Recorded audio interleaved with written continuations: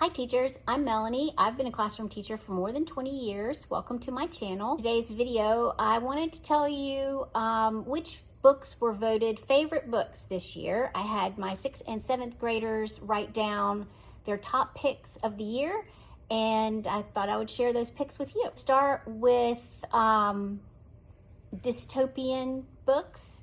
We have, and there are a lot of them here, so I won't give a big description about all of them, but just know that they've been vetted by 6th and 7th graders. Skyhunter was a top pick. This one was a top pick for, I think, two different, a boy and a girl, so you can't beat that. I don't even know how many kids got into the Darkest Mind series this year. And once they read the first one, they were hooked. The whole series was a big hit this year. Legend, a big hit again with girls and boys. And again, a trilogy that was passed around a lot in 2021. And then the guilty pleasure of Reactive, Dystopian romance. And when 7th grade loved this, and a lot of 6th graders loved this too, actually. It all started with this selection series by Kira Cass. There was one or maybe two girls that started this past school year already. They read this last summer. And so really the day school started, they started spreading the word about this book, and then it really all grew from there. Then I think I had two 7th grade girls that read Caravel this year. The most recent just flipped and read the entire series in just no time at all. The other girl stopped after the first book. And all have magic involved and some type of alternate society with odd rules and just, I guess you could say, very middle school. So we have, this book was passed around. I have to say more boys than girls, definitely. Can't go wrong with Star Wars. Then, you know, is this ever not going to be on the list? Harry Potter. And let's see what else we have here. Oh, and this one was recommended to me by one of my students, and I read it last weekend.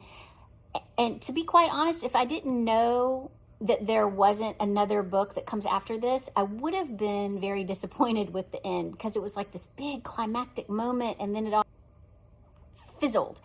And I guess it's kind of a happy ending, but I knew there was another book, so I wasn't content with the ending of this book, so now I have to read the next one. Oh, I have several that love the Mr. Terupt series, and I know very popular series for a good reason and many reasons. Bat Boy, you know, you always have a couple that just are diehard sports books. Another very popular series this year, a trilogy, is the Scythe series. Boys and girls equally loved this book. Truthfully, I read all three of them. I thought they were great.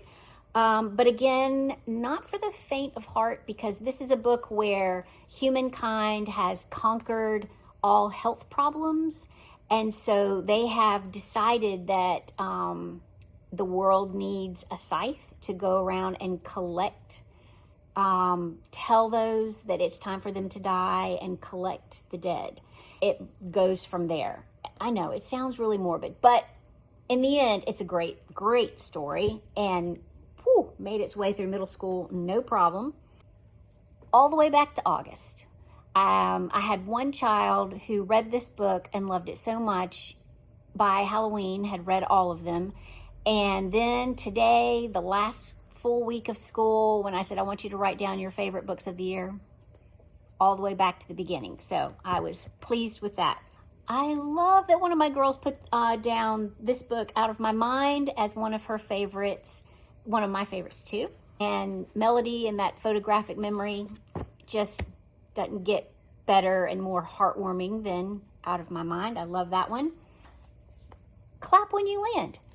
One girl put this down as her favorite. She loved it. She couldn't quite get the train moving to get a lot of people on this book, but I have a feeling next year Clap When You Land will be even even more popular in middle school. What am I supposed to say? It's still always going to make the top. The graphic novel. And truthfully, it's the only graphic novel that was voted one of the top books, which is impressive, I think. 2 books, both written in verse, that got top picks from the 6th and 7th graders this year. House Arrest and Swing by Kwame Alexander. I have not read House Arrest. I've read Swing and, of course, loved it. Kwame Alexander, I mean, what do you say? But House Arrest, I'm going to have to read this summer. But the young man who voted it his top pick just raved and raved about it. A couple of kids wrote down as their favorite books that we read as a class, so I thought I would just mention some of those. Of course, 7th grade, The Outsiders. I mean, it's almost like a rite of passage to read that. And, of course, The Giver in 6th grade. That was still a favorite. I love this book. The K. I mean, it's been around forever. It's not, a lot of these books are not the most recently published books, but they're stand the test of time kind of books. I love, and I just love The K. If you have, if this one's gotten by you and you've never read it, check it out. Fantastic. Oh, and you can kind of bring in World War II. There's a lot you can do with The K. All right, so here is one short story. And a couple of kids, couple of kids put this down on their note card. I had them write their top 3. And this didn't get number 1 pick, but it was 2 or 3 by several boys, to be quite honest. The Most Dangerous Game. I mean, this is just a short story, but it's this crazy short story about General Zaroff and hunting, and my outdoorsy guys just gobbled it up and loved it.